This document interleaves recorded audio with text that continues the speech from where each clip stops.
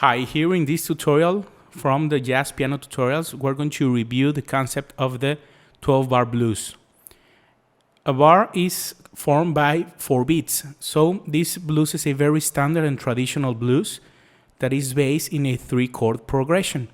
We're going to review what kind of chords we can play here and what does a 12-bar means and what kind of chords is corresponding to each bar.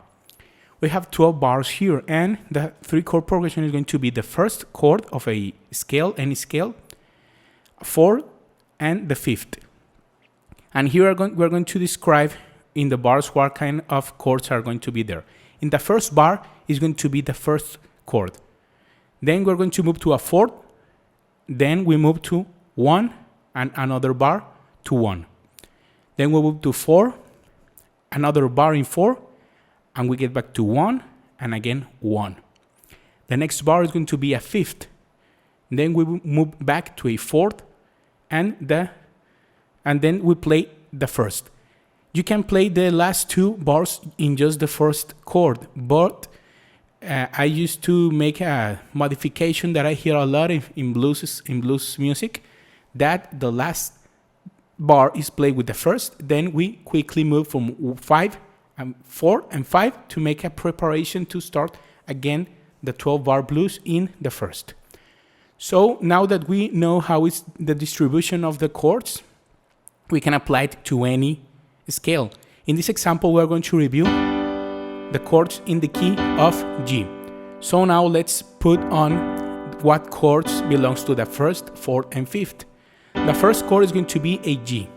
And if we count the scale of G, 1, 2, 3, 4, the 4th is a C. So the 4th is going to be a C major. And if we keep on counting, 1, 2, 3, 4, 5, the 5 belongs to a D, which is going to be a D chord. So 1st, G, 4th, C, and 5th, D. Now let's see how it's going to be applied, how are going to be applied the chords in the 12-bar progression.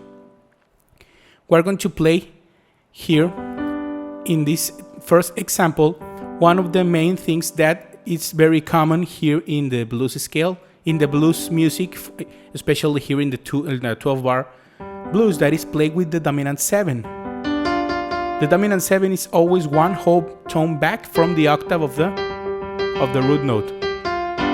So all the G's that we're going to be playing are going to be with the dominant 7.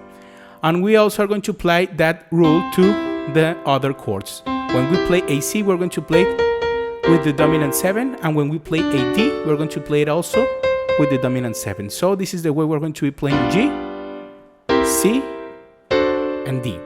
And this first example, we're going to play with the rhythm and bass, and we're going to play just to be with the beats, just playing which chords belongs to each bar. And we're going to make some variations the second time we play, just making a variation in the beat, in the time we play, so you can understand that you don't have to play exactly at the beat of the rhythm. It's to give it more a more bluesy style. Let's play it.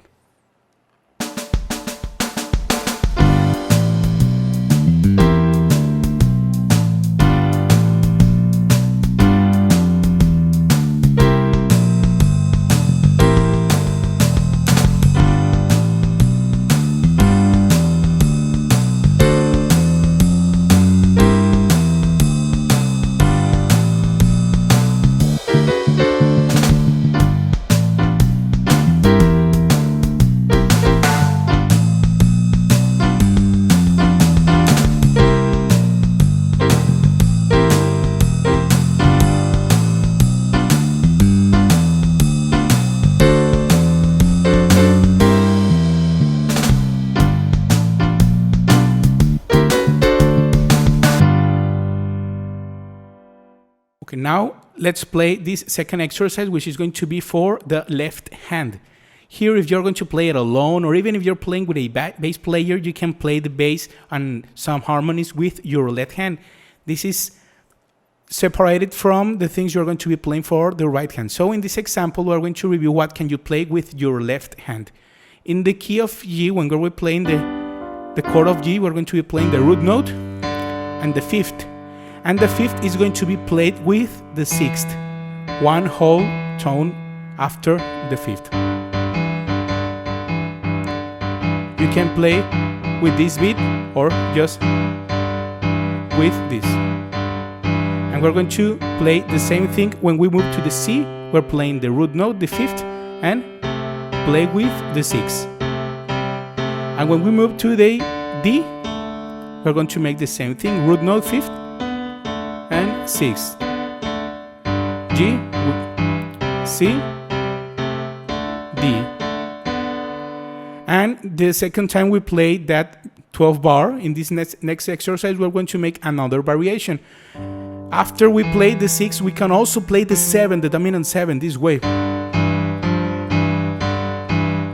5th, 6, 7, 6, 5th, 6, 7, 6. Or you can even play with a more bluesy style. Or if it's very hard, you can play just with the beat. And we're going to make the same thing when we're playing the C. And also with the D.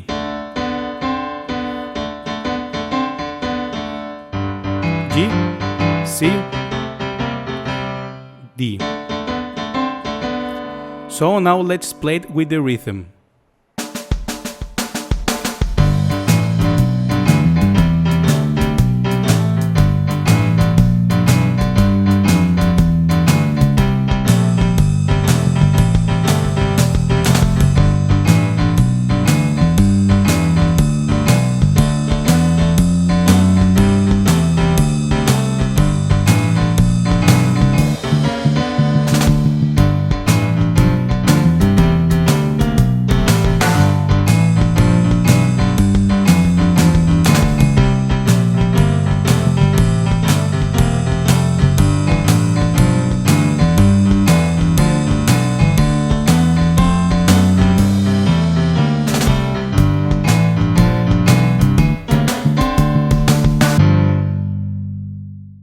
Now let's review what we can do in this 12-bar blues with the right hand concerning the harmonies. If you want to play the chord just like the basic major chord with the dominant 7, it is very valid. There are many players that play just the blues this way. But if you want to make a more complex harmony or make a jazzy style, you can use some other harmonies. In this example, for the G, we're going to still be playing the 7. We can play also the 9 and the 13. This chord is, we have even reviewed for several tutorials because it's a very versatile chord for making the substitution for dominant 7s.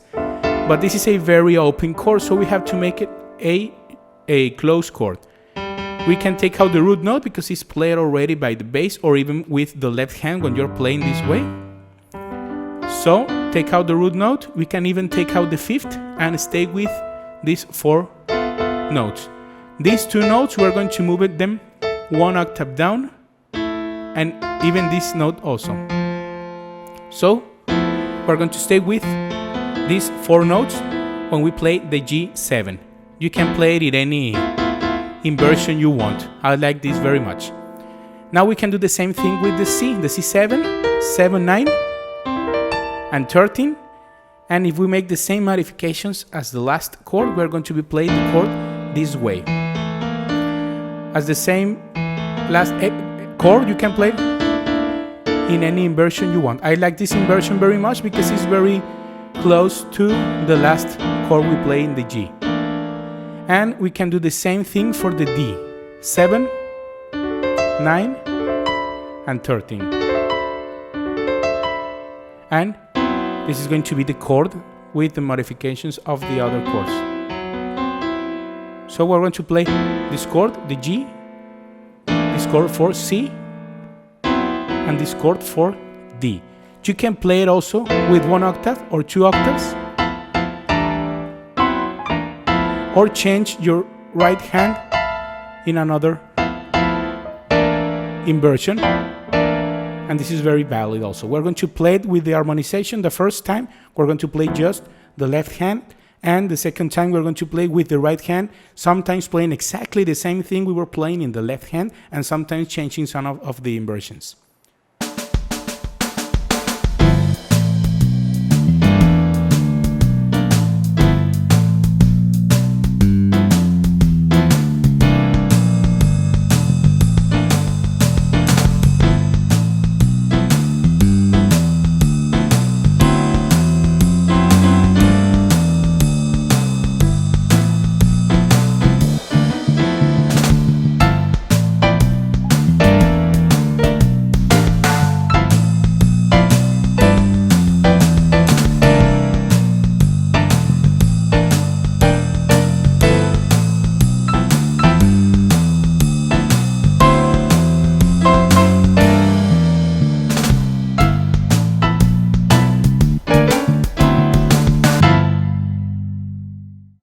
Now in this last exercise, we're going to review what we can do to make an improvisation or a solo here playing a 12-bar blues. It sounds very simple or easy to understand that you just need one simple scale, but it's not easy to use it because the blues depends a lot of the feeling you want to transmit or play with. So let's play the scale. The scale that is going to belong to the chord or to the progression is going to be from the root note. Here in this example is going to be the blues scale for the G. So the notes for the blues scale are going to be G, B flat, B, C, C sharp, D, F, and we start again with G. No, not the B flat.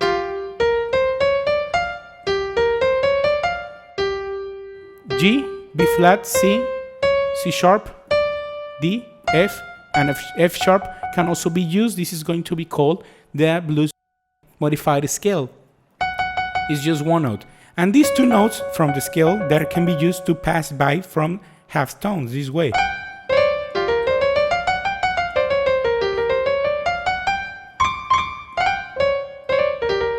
And also you can use, when you play half tones, you can play two notes.